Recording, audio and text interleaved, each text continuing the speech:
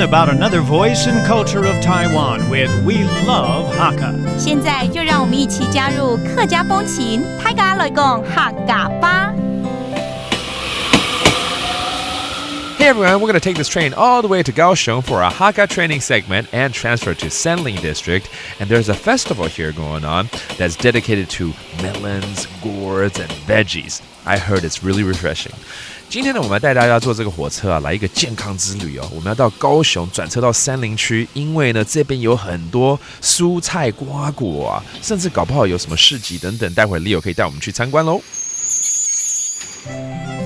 呱呱节，呱呱呱！哎，这里很多青蛙，对不对？不是啦，不是吗？瓜不是那个瓜哦，啦，还是鸭子呱呱呱？也不是，也不是鸭子哦，那是什么？那个蔬菜水果那个瓜果的瓜。哦，哎，对，我怎么忘了？这边有很多葫芦嘛，有这个护瓜嘛，对呀，对不对？哎，你知道吗？这里出产的这个蔬菜水果啊，真是享誉全国哎，真的是呱呱之乡，对不对？是的，没错。那呱呱节里面有什么内容呢？呱呱节里面哈，除了有那个新鲜的蔬菜水果可以吃之外呢，还可以来体验客家花布灯笼 DIY，然后呢，还有葫芦创作艺品 DIY。哦，这么多 DIY， 尤其葫芦这个我一定要去雕，我很喜欢葫芦，然后想要自己自创一些图形啊，然后可以送礼啊，不是很好吗？蛮不错的耶，我也要，当然给你啊，搞不好你很有天分啊，一雕就成名了，就可以参加我们的全国互雕大师艺品展啊！哎呦 ，Leo 对我太有信心了吧？哪有可能呢？哎，不过啊，多雕几颗啊，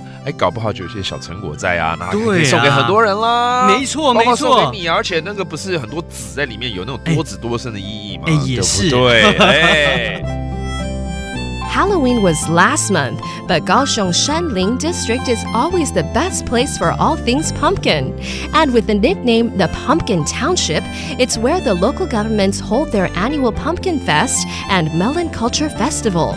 Revelers can try their hand at Hakka arts and crafts while also checking out a local farmer's market.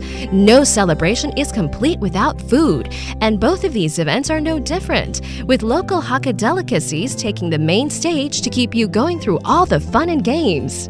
好，Leo，我们现在来教几个单字好了。既然是呱呱节，我们就教几个都跟瓜有关的单字了，好不好？来，瓜怎么说？